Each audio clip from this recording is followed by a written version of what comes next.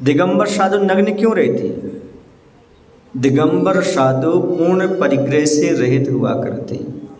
दिगंबर साधु अंतरंग और बाहर से निर्मल और पवित्र रहते हैं। जिनके अंदर परिग्रह हो, वासना हो, कुविचार हो, दृष्टि गंदी हो, शरीर में विकार ना आ जाए, इसलिए वस्त्र से ढकना पड़ता है। दिगंबर साधु के लिए अंदर कोई विकार नहीं होता, दृष्टि उनकी पवित्र होती है, इसलिए इसके शरीर में विकार नहीं आता, इसलिए उन्हें वस्त्र पहनने की आवश्यकता ही नहीं होती।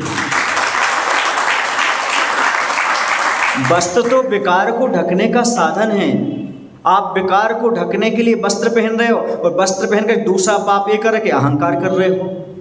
एक तो आपने विकार को ढका, दूसरा अहंकार को पैदा किया, ये बहुत बड़ा अनर्थ हो जाता है। दिगंबर साधु तो एक बच्चे की तरह हो जाता है, अर्थात जैसे बालक के अंदर माँ को, बहन को देखकर कोई विकार उत्पन्न नहीं होता, नग्न घूमता रहता है, क्योंकि वह इस देह से, इस राग से, इस मोह से, इस वासना से ऊपर उठा होता है, उसके अंदर उत्पन्न ही नहीं होती। ऐसे मुनि महाराज दिगंबर होते हैं, जैन साधु, उनके अंदर कोई विकार नहीं होता, किसी के बीच में आ जाते चले जाते हैं, वो इस देह से ऊपर उठे हुए करते हैं।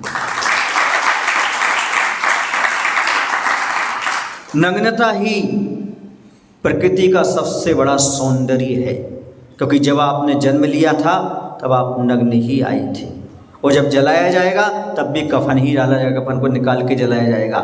आए थे नग्न और जाओगे नग्न। देखो, नग्न में बहुत अंतर होता है। नग्न वो होता है जो वासना का प्रतीक होता है। साधु नग्न नहीं है, साधु दिगंबर हैं। कैसे हैं साधु? दिगंबर है। नग्न होना अश्लीलता है, और दिगंबरत्व का होना ये परम उत्कृष्टता है, ये साधना है, ये निर्मलता, ये पवित्रता है। जैसे छोटा बच्चा होता है उसके अंदर अश्लीलता नहीं होती, ऐसे मुनि महाराज जो होते दिगंबर साधु होते हैं। और कौन कहता है कि दिगंबर साधु के पास अंबर नहीं है? उनका नाम है दिगंबर। ये बात अलग है, आपके पास इतना बड़ा कपड़ा नहीं है कि महाराज आपके कपड़े को स्वीकार कर सकें। जैन साधु की दिशाएं ही अंबर होती हैं, पूर्व से पश्चिम, उत्तर से दक्षिण। सुने ना, ये चारों दिशाओं में ही जो ओढ़ करके रहते हैं वही दिगंबर साधु हुआ करते हैं। दिग माने दिशाएं और अंबर माने वस्त्र। दिशाएं ही जिनकी अंबर होती हैं वह दिगंबर साधु हुआ करते हैं। देखिए दिगंबरत्व का महत्व।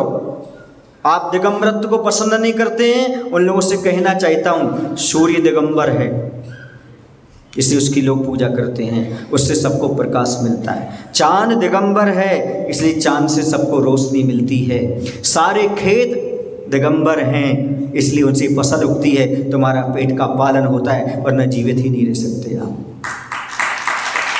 नदियाँ पूरी खुली हुई हैं, आवरण रहित हैं, इसलिए आप पानी पी पाते हैं। वृक्ष आवरण रहित हैं, इसलिए आप फल फूल खा सकते हैं। हवा आपको मिल रही है क्योंकि आप निरावरण आकाश में घूम रहे हैं। याद रखो, प्रकृति की जो भी चीज है वह सब दिगंबर है, निरावरण है। इस जो प्रकृति में रहने वाला है वो धर्म है, धर्मात्मा है, इसलिए सच्चा धर्मात्मा दिगंबर मुद्रा का धारी होता है।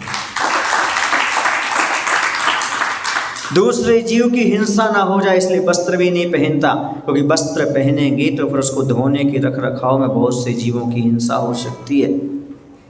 इसलिए और यदि छोटी सी भी परिग्रह की थोड़ी सी भी चीज आ जाती है तो फिर क्या हो जाता है? 5 तनक तन में साले, चाहे लंगोटी की दुख भाले।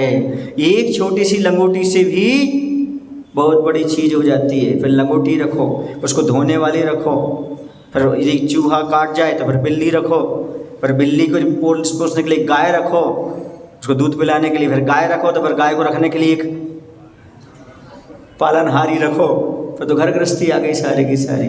इसलिए ना तो कोई लंगोट है, ना कोई बोट है, ना कोई खोट है, ना कोई सपोर्ट है। इसी दिगंबर साधु अपने आप में परफेक्ट है।